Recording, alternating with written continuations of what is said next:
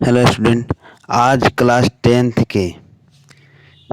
Tenth के अर्थव्यवस्था के इकोनॉमिक्स अर्थव्यवस्था एवं उसके विकास का इतिहास का इकोनॉमिक्स के चैप्टर नंबर 1 का आज पूरा ऑब्जेक्टिव कराने वाले हैं। जो भी ऑब्जेक्टिव है उसका ऑब्जेक्टिव कराने वाले हैं। और इस वीडियो को जितना से जितना हो सके शेयर और लाइक और सब्सक्राइब ज़रूर कीजिएगा, क्योंकि आज जो इसका पूरा जो पहला चैप्टर का पूरा निचोड़ ऑब्जेक्टिव लेकर आए हैं, जो पूरा VVI ऑब्जेक्टिव होगा। और चलिए स्टार्ट करते हैं। पहला ऑब्जेक्टिव है, इनमें किसको प्राथमिक क्षेत्र कहा जाता है। जो पहला ऑब्जेक्टिव है, इनमें किसको क्या कहा जाता है, प्राथमिक क्षेत्र किससे कहा जाता है। तो पढ़ाए थे तीनों क्षेत्र के बारे में। तो इसमें प्राथमिक क्षेत्र कृषि क्षेत्र को कहा जाता है। किसका कहा जाता है, कृषि क्षेत्र को कहा जाता है। एक के बी हो गया। कृषि क्षेत्र को प्राथमिक क्षेत्र कहा जाता है और सेवा क्षेत्र को तृतीयक क्षेत्र कहा जाता है।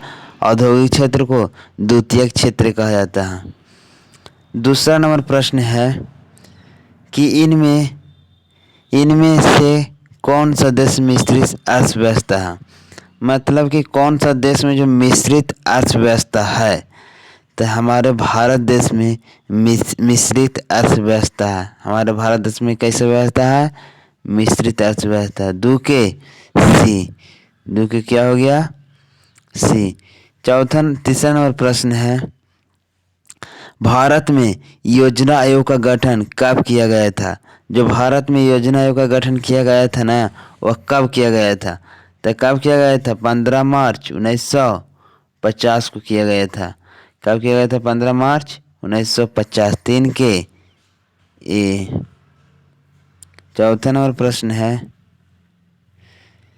जिस देश का राष्ट्रीय आय प्रति व्यक्ति अधिक होती है, वह देश क्या कहलाता है। मतलब है कि जिस देश का राष्ट्रीय आय अधिक और प्रति व्यक्ति अधिक हो, वो देश क्या कहलाए। तो जायज़ है कि वो देश क्या कहला सकता है, विकसित कहला सकता है। 4 के बी, विकसित कहलाएगा। 5वां नंबर क्वेश्चन है, इनमें से किसे पिछड़ा राज्य कहा जाता है। इनमें से मतलब किसे पिछड़ा राज्य कहा जाता है। जो हमारे बिहार है ना, उसी को ही क्या कहा जाता है, पिछड़ा राज्य कहा जाता है। तो 5 के क्या हो गया, सी। 5 के क्या हो गया आंसर, सी। 6वां नंबर प्रश्न है, निम्नलिखित में कौन सा विनिमय का सर्वोत्तम माध्यम है। जो विनिमय, जो मतलब हम लोग लेन देन करते हैं ना, उसका सर्वोत्तम माध्यम क्या है। तो उसका सर्वोत्तम मुद्रा है। तो हम लोग का सब कुछ हो सकता है, क्यों मुद्रा। तो सर्वोत्तम माध्यम क्या हो सकता है, मुद्रा हो सकता है। 6 के वी, मुद्रा। 7वां नंबर प्रश्न है, बिहार के किस जिले का प्रति व्यक्ति आय सर्वाधिक है। तो हमारे किस जिले का प्रति व्यक्ति आय सर्वाधिक है, तो पटना के प्रति व्यक्ति आय क्या है, सर्वाधिक है।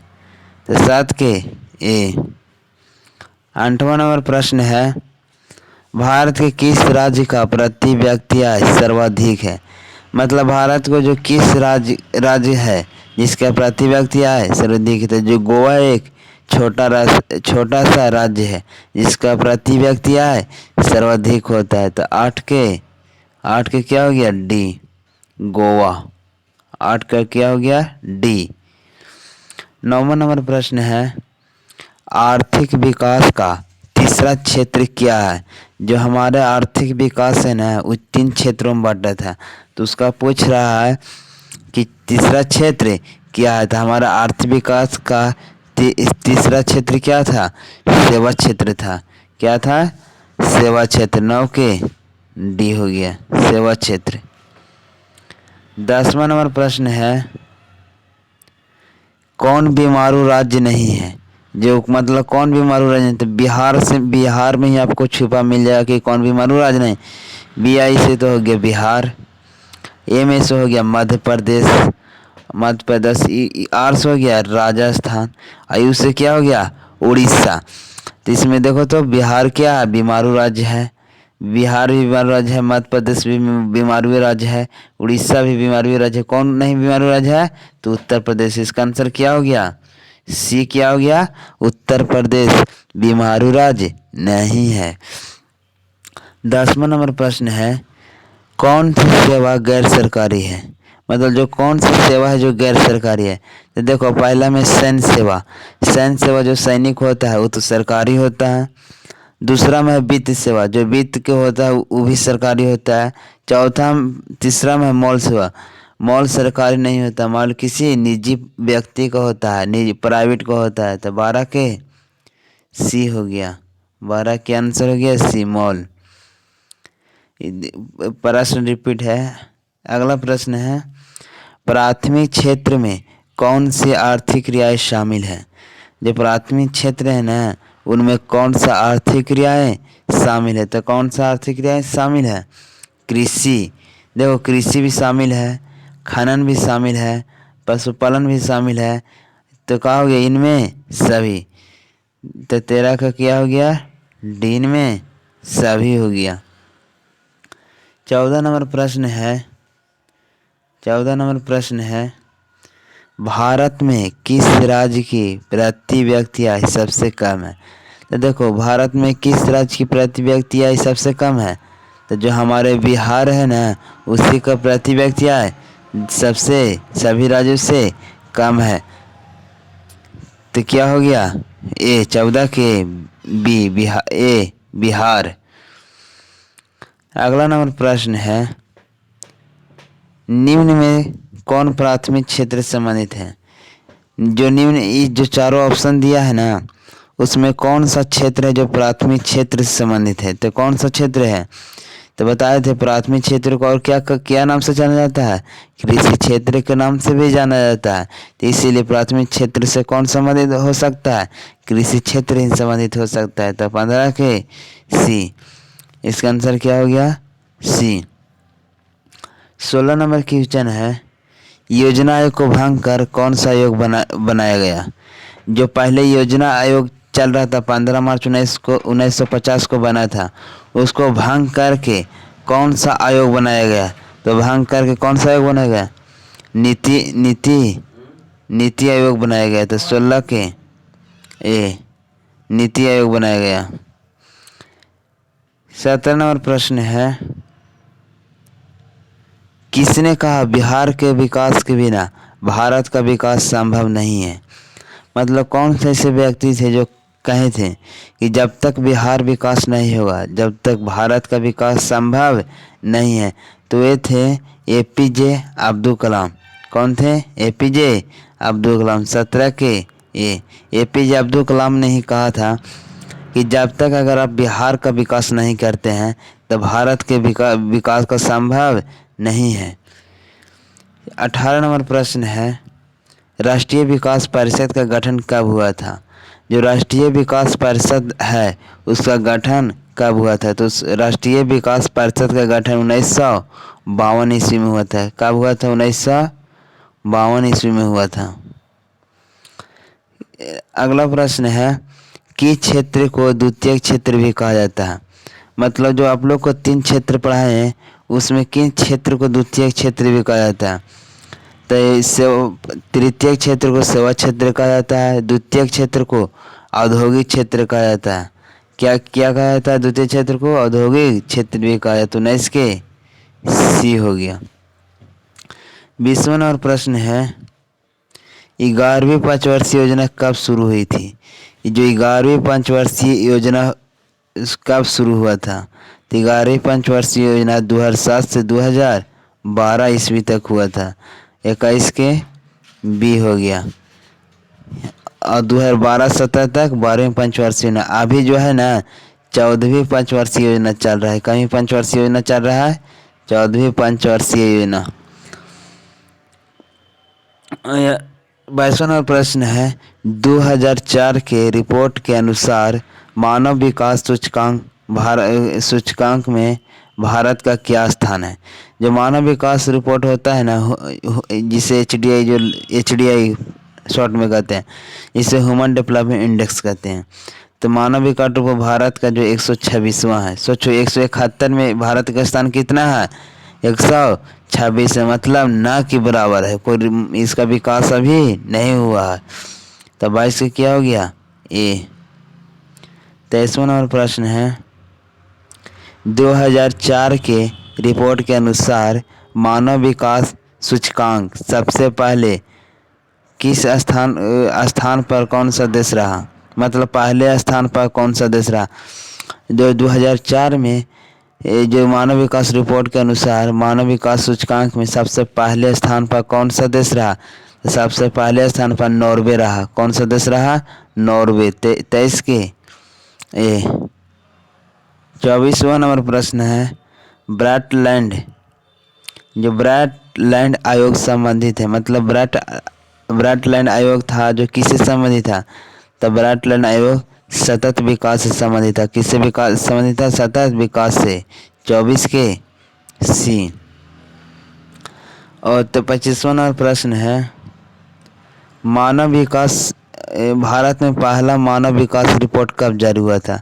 जो भारत था उसमें पहला मानव विकास रिपोर्ट कब जारी हुआ था, तो 23 अप्रैल 2002 ईस्वी को हुआ था। 25 के ए।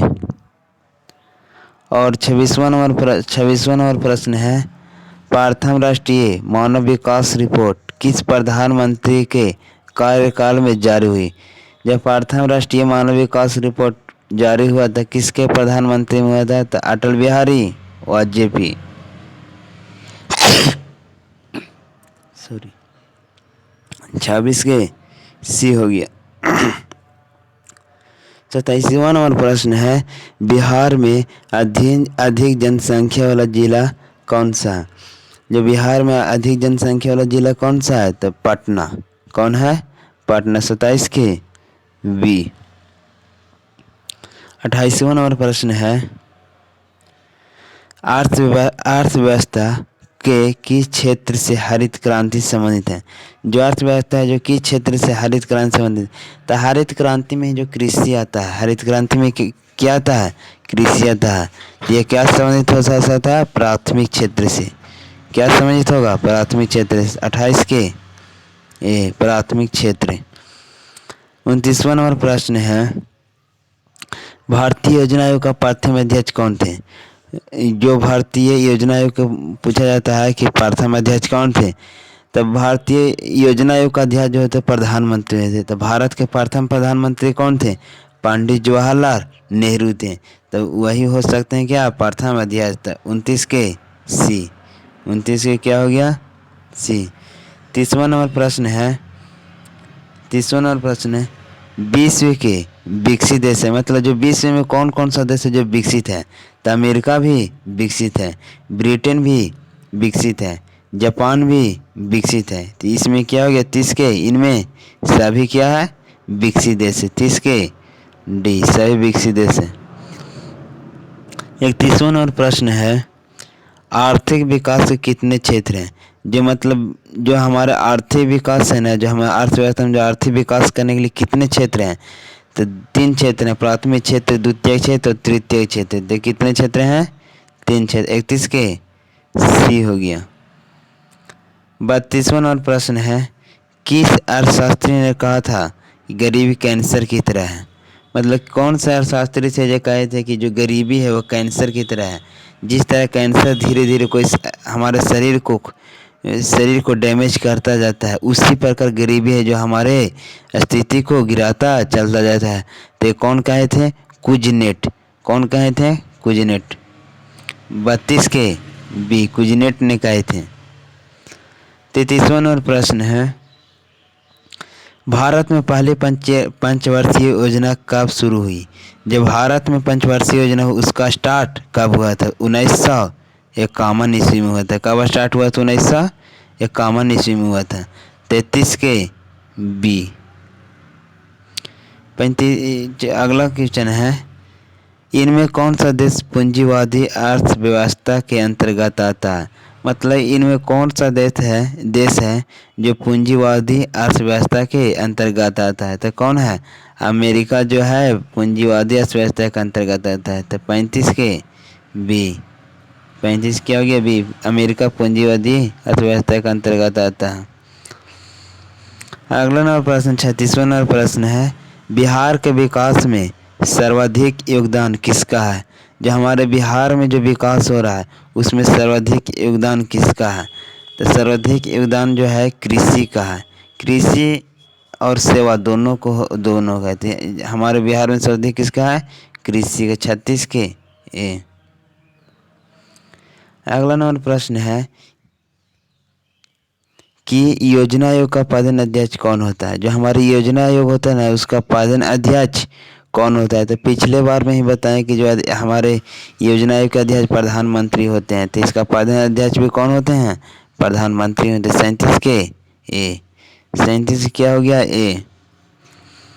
38वां नंबर प्रश्न है, एटीएम का पूरा नाम क्या है? मतलब जो हमारा एटीएम जो है उसका पूरा नाम क्या है? तो ऑटोमेटेड टेलर मशीन। एटीएम का पूरा क्या नाम है? Automated teller. ये ऑटोमेटिक हो सकता है, ये ऑटोमेटेड, दोनों। Automated teller machine. 38 के बी, ऑटोमेटेड टेलर मशीन। अगला नंबर पर प्रश्न है, विनिमय का सबसे अच्छा प्रणाली कौन सा है? जो विनिमय है उसका सबसे अच्छा प्रणाली कौन सा? तो विनिमय का सबसे अच्छा प्रणाली मुद्रा विनिमय प्रणाली है, क्योंकि इसमें हमारे किसी भी लोग का कठिनाइयों का सामना नहीं करना पड़ता है। तो 39 के हो गया क्या? बी। मुद्रा जो प्रणाली है वो एक अच्छी प्रणाली है। 40वां नंबर प्रश्न है, राष्ट्रीय आय को देश की कुल जनसंख्या से भाग देने से क्या प्राप्त होता है? जो हमारे देश का राष्ट्रीय आय होता है कुल जनसंख्या से भाग देते हैं तो उसका क्या प्राप्त होता है? तो प्रति व्यक्ति आय प्राप्त होता है। क्या प्राप्त होता है? प्रति व्यक्ति आय प्राप्त होता है। और 41वां नंबर प्रश्न है, एचडीआई का पूरा नाम क्या है? जो एचडीआई है जो उसका पूरा नाम क्या है? तो ह्यूमन डेवलपमेंट इंडेक्स। एचडीआई का पूरा नाम क्या है? Human development index. एचडीआई का पूरा नाम क्या है? Human development index. 42वां नंबर प्रश्न है, मानव विकास के सूचक है। जो हमारे मानव विकास है उसका क्या क्या सूचक है? तो लिखाए थे तीनों सूचक। तो जीवन आशा है, शिक्षा प्राप्ति है, जीवन स्तर है। इस क्या है?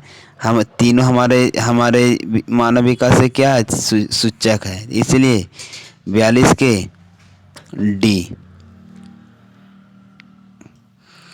43वां नंबर प्रश्न है, किस देश का एचडीआई सर्वश्रेष्ठ है? जो कि कौन सा देश है जिसका एचडीआई सर्वश्रेष्ठ है? तो कौन सा है?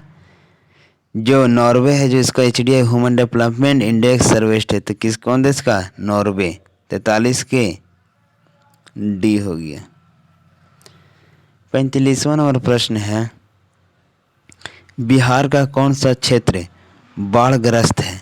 जो मतलब बिहार में कौन सा क्षेत्र है जो बाढ़ से ग्रसित रहता है? तो उत्तरी बिहार क्या रहता है? बाढ़ से ग्रसित रहता है। और दक्षिणी बिहार सुखाड़ से ग्रसित रहता है। 45 के क्या हो गया? ये 46वां नंबर प्रश्न है, बिहार का शोक किस नदी को कहा जाता है? जो बिहार का जो मतलब शोक है किस नदी को कहा जाता है? तो बिहार का शोक कोसी नदी को कहा जाता है। किस नदी को कहा जाता है? कोसी नदी को। 46 के ए। 47वां नंबर प्रश्न है, बिहार से झारखंड कब अलग होकर राज्य बना? जो बिहार और झारखंड तो कब अलग हुआ? तो 2000 ईस्वी में अलग हुआ। बिहार से झारखंड कब अलग हुआ? 2000 ईस्वी में। 47 के सी। 48वां नंबर प्रश्न है, देखो पिछले बार में बताएं कि बाढ़ से कौन ग्रसित रहता है? उत्तरी बिहार। और सूखा से कौन ग्रसित रहता है? दक्षिणी बिहार। तो पूछ रहा है कि बिहार का कौन सा क्षेत्र है जो सूखा से ग्रसित रहता है? तो कौन सा क्षेत्र है? दक्षिणी बिहार है जो सूखा से ग्रसित रहता है। क्या से ग्रसित रहता है? सूखा से ग्रसित। 48 के बी। 49वां नंबर क्वेश्चन है, बिहार से उड़ीसा कब अलग हुआ? जो बिहार से उड़ीसा कब अलग हुआ? तो बिहार से उड़ीसा कब अलग हुआ? 1936 ईस्वी में अलग हुआ। बिहार से उड़ीसा कब अलग हुआ था? 1936 ईस्वी। 19 के बी। 50वां नंबर प्रश्न है, मानव विकास सूचकांक किसके निर्देश में तैयार किया गया? जो मानव विकास सूचकांक था किसके निर्देश में तैयार किया गया? तो महबूब उल हक के निर्देश में तैयार किया गया। किसके निर्देश में तैयार किया गया? महबूब उल हक के तैयार में। 50 के ए। 51 नंबर क्वेश्चन है, इनमें कौन आधारित संरचना के अंतर्गत आते हैं? जो आधारित संरचना मतलब किसी भी देश या किसी के लिए जो बेस होता है ना, मतलब आधार क्या है? तो देखो, बिजली परिवहन आधार है, संचार बैंकिंग ये भी आधार है, कॉलेज अस्पताल ये भी आधार है। तो इनमें से क्या हो गया? सभी आधारित संरचना के अंतर्गत आते हैं। 51 के डी। 52 नंबर क्वेश्चन है, बिहार में जीवन का आधार है। जो हमारे बिहार में है जो जीवन का आधार क्या है? कृषि। जो हमारे कृषि से ही हमारे जीवन का जीविकोपार्जन होता है। तो क्या है? कृषि। 52 के बी। 52 क्या हो गया? बी। 53 नंबर क्वेश्चन है, भारत में नीति आयोग की स्थापना कब हुई? जो भारत में था जो नीति आयोग था उसका स्थापना कब हुई? तो भारत में नीति आयोग का स्थापना 1 जनवरी 2015 ईस्वी में हुआ था। कब हुआ था? 1 जनवरी 2015 ईस्वी में। 53 के बी। 54 नंबर क्वेश्चन है, अंग्रेजी शासन से पहले भारत को क्या कहा जाता था? जो मतलब जब अंग्रेज शासन नहीं किया था तो उससे पहले भारत को क्या कहा जाता था? सोने की चिड़िया कहा जाता था। सोने की चिड़िया। 47 के 54 के ए।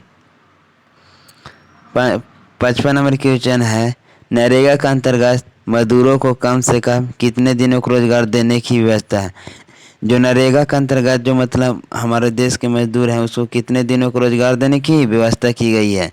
और अब नरेगा को मनरेगा नाम धर दिया गया है। अब नरेगा को क्या नाम धर दिया गया है? मनरेगा। तो हमारे जो मनरेगा या नरेगा के अनुसार जो था जो मजदूरों को रोजगार देने की मतलब व्यवस्था की गई वो कितने दिनों की? 100 दिनों की व्यवस्था की गई थी। 55 के बी। और इसका पूरा जो चैप्टर कंप्लीट हो गया। और अगर इस चैप्टर से इतना से ज़्यादा ऑब्जेक्टिव नहीं पूछ सकता है। अगर आप लोग को वीडियो अच्छा लगा होगा तो कमेंट, लाइक और सब्सक्राइब जरूर कीजिएगा। और अगर आप लाइक और कमेंट और सब्सक्राइब करते हैं तो इससे अच्छे कंटेंट ला के हम आप लोग के सामने दे सकते हैं। Thank you very much.